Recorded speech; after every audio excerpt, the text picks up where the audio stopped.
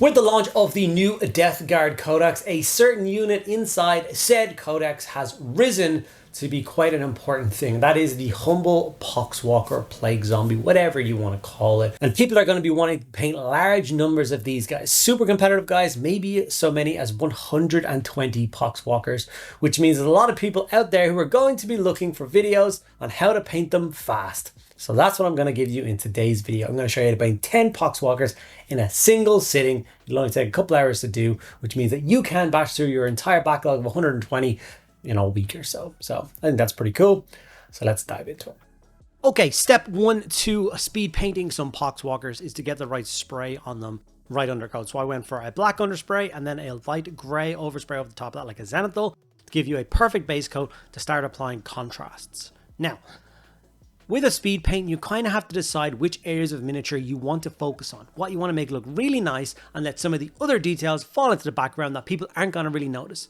For Poxwalkers, I decided to go for nice, gross skin, and then let like the cloth and stuff be a little bit of a background detail.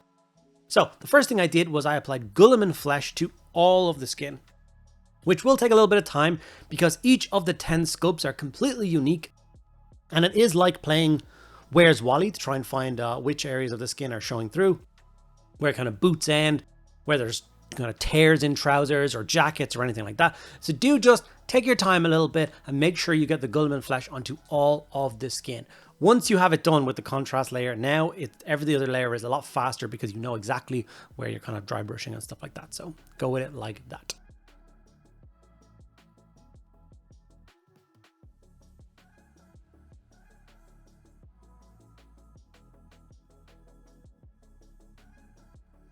Okay, once you have the Guilliman flesh on and it is fully dry, we are going to go for a dry brush of Cadian flesh tone. We're going to dry brush this across all of the skin on these models. Now, I know what you're thinking. This is very humanized skin, if you will, but I've been reading a lot of 40k novels lately, lots of Imperial Guard novels and stuff like that, and the amount of times they talk specifically about kind of emptying out the penal colonies and using them as like the first wave of assault that they just throw at the enemy. They get absolutely butchered, but they learn arcs of fire and they whittle down the enemy, they waste ammunition, that kind of thing, which is a horrible thing to have to put any person through, but the Penal Legion do have to do it. So my guys are going to be like the freshly dead raised. These are the guys that were pushed out, they got butchered by the Death Guard lines, they got raised, turned around and pretty much marched straight back at them. So the skin is not going to be green and gross and stuff like that, it's going to be more kind of human, a bit more bruised and a bit more kind of fresh. So after the Cadian flesh tone has been dry brushed on, we're going to go for a Berserker Bloodshade and we're going to once again apply this all over the skin. This is going to stop it looking like really fresh skin and make it look more like bruised and taut and kind of horrid skin. It's, you know, decomposition has started to kind of settle in and it does not look natural anymore.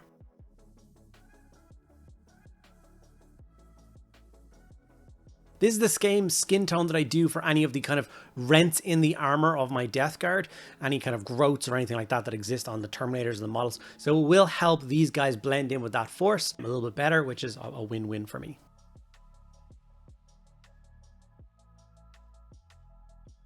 Okay, once the Berserker Bloodshade has fully dried, we're going in with the kind of last dry brush for the skin, and we're just going to go one layer up. We're going to go to Kislev Flesh now. And we're going to go for quite a light dry brush on that. It would be nice if the brush focused ever on anything other than my hands. The computer obviously thinks that my hands are very beautiful and thinks that that must be the kind of primary focus of 90% of the clips that I try and record. So anyway, this should give you a rough idea of what I was trying to achieve. Here's a bit of a better clip. As you can see, there's not a lot of paint on the brush and I'm just going for a really light dry brush, kind of top down. I'm not going under anything right like that.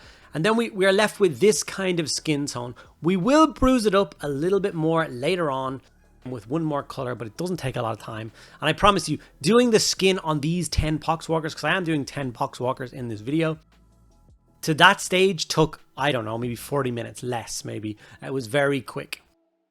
Okay, like I said, I'm basing my Poxwalkers on a Penal Legion, which means I'm going to do all of their cloth and their fatigues and everything in that kind of orange. It's like prison jumpsuit style. I think it's really cool. I think it stands out really nice against the source skin, and it works. Obviously, people are going to be running, like I said, up to 120 Poxwalkers.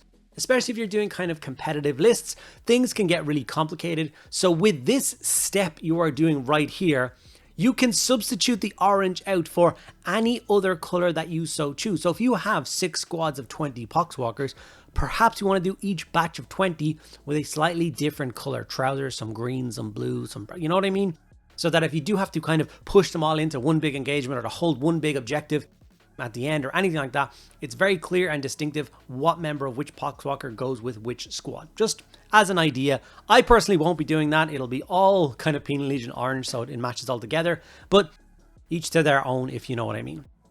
After that, we grabbed a little bit of Black Templar contrast, and we use this for all of the boots, all of the straps and belts and pouches and all those kind of bits and pieces that exist across all these models. Like I said, they're all very different, so you will have to take your time and once again, where's Wally them and try and find all those little bits of detail that exist and get them base coded in.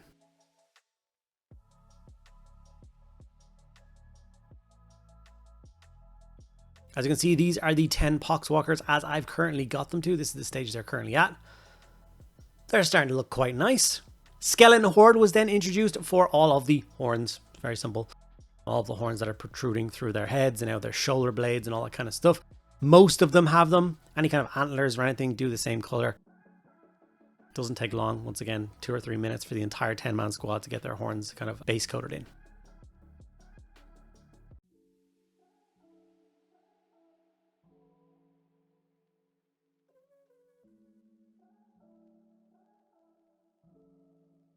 Wildwood is then introduced as a dark, rich brown, and we are going to be doing all of the metallics on these models in rust. So that means that we can start all of the metallics with a brown. So Wildwood is going to be painted onto all of those guns, the kind of ragged blades, the pipes, any of those other weird bits that you can see across all these miniatures that look like a bit of metal.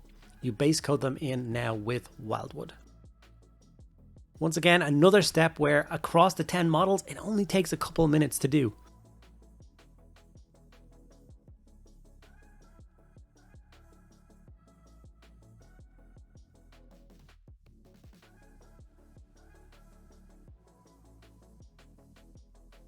I personally am going for a Martian style base all of my Death Guard. It really sets off the Death Guard green armor in some of my other videos. I really like it, so I'm going to, of course, follow that through with all of my Poxwalkers. So the orange robes and the orange base kind of blend together a little bit as well, which is nice. It's not something that I'm going to focus on for the rest of this video. I'm not going to show you exactly the steps I'm going to do with my basing because most of the time you guys are going to do a completely different basing style to me.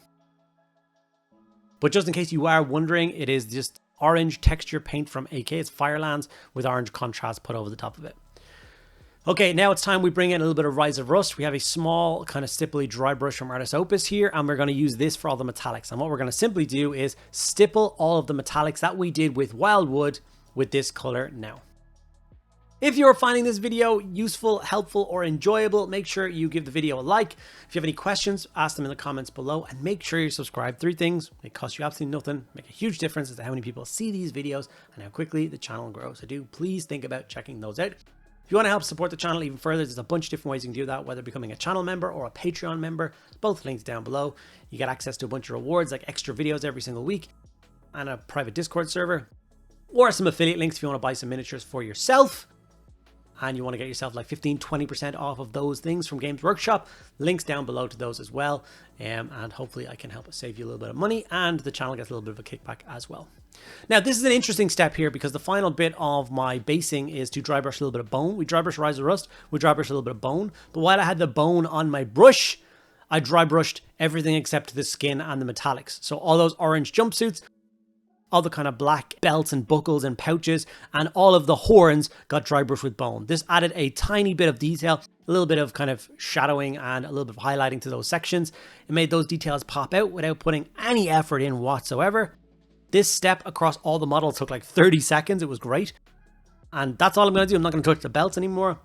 I'm not going to touch the trousers anymore. I'm not going to do any of that. And it looks really, really nice. Lead Belcher was then used for a very light dry brush, once again back over those metallics. Remember, the metallics is the Wildwood, stippled with that Ryza Rust, and then a light dry brush of silver gives you these really nice rusted weapons. And like I said, there's so many different pieces of metallic equipment out there in these models that this very simple technique will work across all of them. Even the guy wearing the gas mask, his gas mask is done in silver and his tank is done in that kind of rusted silver. Very quick and easy to do. This guy's shoulder pauldron used to be an old guard issue one. I've done in Rust as well, just to help blend it all together. And obviously this guy's bionic arm was done in that as well. We added some Druchii Violet. Now this is one where I didn't get a lot of footage. It kind of was a bit out of focus, a bit annoying. But all of this was painted into kind of some of the sore spots. Any splits in the skin, any folds, anywhere where like the horns meet the skin or the horns are protruding from the skin. We just add a little bit of purple glaze to that, or a purple shade to that, just to make it look a bit more sore and a little bit more worn. And with that, we will call our 10 Poxwalkers finished. I would honestly say with these particular 10, I'd say less than 3 hours, less than 2 hours maybe of actual brush time to get these models done. Not including drying time or setting up or anything like that. Like putting brush to model, I honestly between 2 and 3 hours. I'm leaning more towards 2 hours to get them done. You can always add more steps if you have a little bit of time. You can obviously have the blood effect, the verdigris effect from Games Workshop and add those into the metallics and into the source and blood. That's a very easy thing to do. You can go in with a color for all their glowy eyes and stuff if you could be bothered. I couldn't be bothered really. I think these guys look epic as is. And like I said, they cost absolutely no points to field. And a lot of people will be running kind of 60, 80 of them on the table. When you see that many of them in a big horde, no one's picking up individual models to check how they look.